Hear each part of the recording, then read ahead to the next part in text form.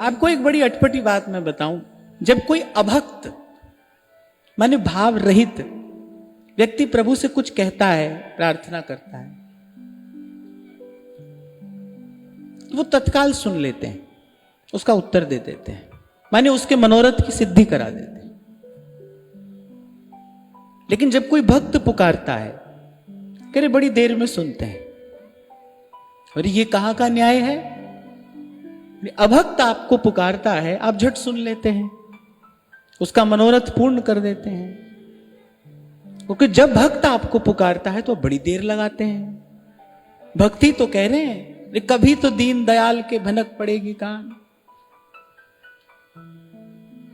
तो जैसे श्री गुरु नानक देव जी महाराज जब यात्रा पर थे तो एक गांव में गए, बड़ी आव भगत हुई।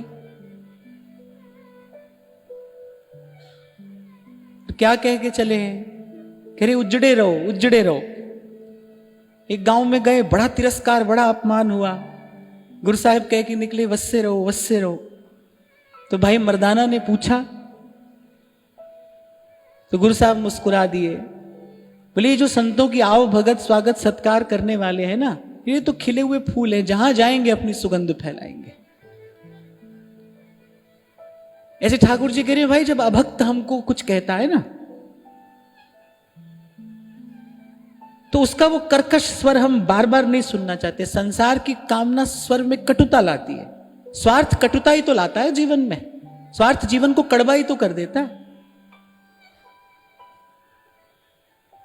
स्वार्थ जीवन को कड़वा कर देता है, प्रेम माधुर्य से भरता है। तो ठाकुर जी के लिए कड़वी बात हम बार बार नहीं सुनना चाहते, ये दोबारा ना आए। ठाकुर जी कहते हैं भाई ये दोबारा ना आए, इसलिए हम पहली बार में इसका निपटारा कर देते हैं, फिर ना आए ये।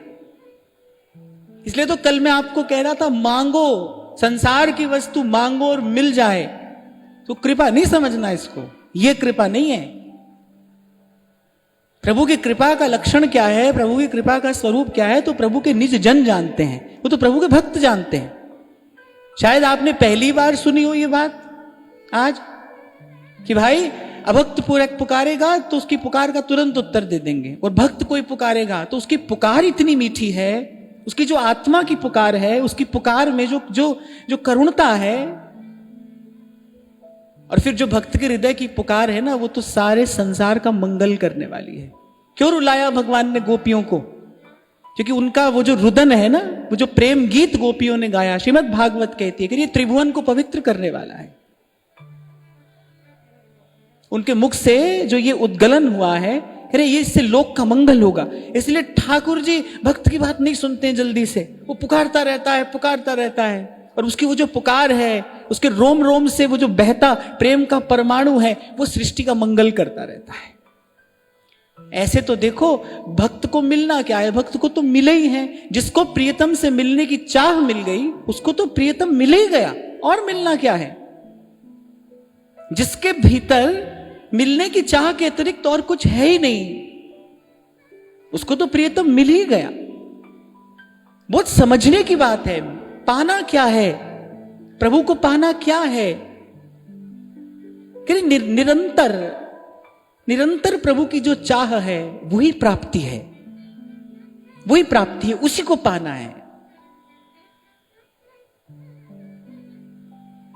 तो यहां भोली सखी भी द्वार पर आई और पुकार रही है, और कैसी कैसी युक्ति से अपनी विनती श्री जी के चरणों में सन्मुख रखती है।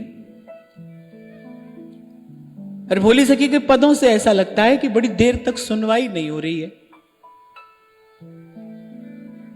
और मैंने आपको कारण बता दिया कि क्यों सुनवाई नहीं हो रही है। अगर प्रिया जी पहली ही बात सुन लें तो ये इतने सारे भाव हमारे हाथ में कैसे आते हैं?